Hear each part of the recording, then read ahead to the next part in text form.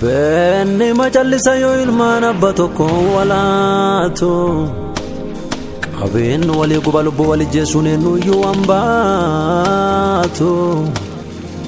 akaakuun abbootiif abbootilleen immoo haaloo nu dhaalchifteen ardallee abaarsi kun nu jalan gallee yawwal nu nyaachifteen biyya bor nu nyaattu irraa waliin nyaannu tun ejjannooteena warri jiddu deeme walte nu nakuulleen cufte nu aceeru nu tawaaqa dhageena warra wareeggateetti karoorfate eebosaa qarate fardoo fi qabate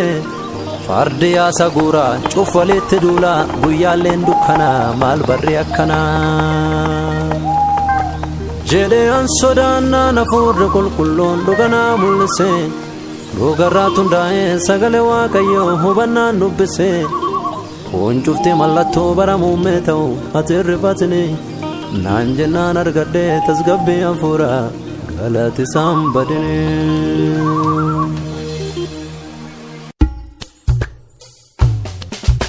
waliin ijjeesinaa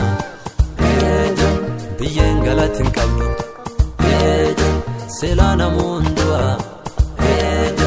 duutaalan hunda'u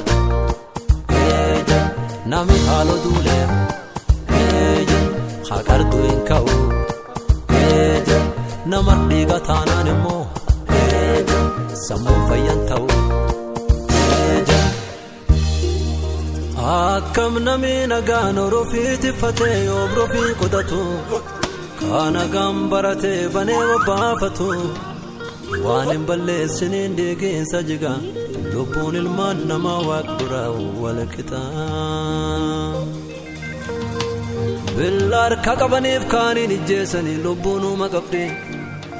akkam lubbuun waaqii bifufiitiin uume harka namaatiin baddi kadhaloota nyaatee afaanti haqate kun hafuurri du'a ibidda wangeelaa qabannee yakaane hin dhaabbatu nu duraa mataan keetu biyyerraan namaata teetu guyyan beektu borirru makaata waraan lafaa jisa garuu wangeelaa kootta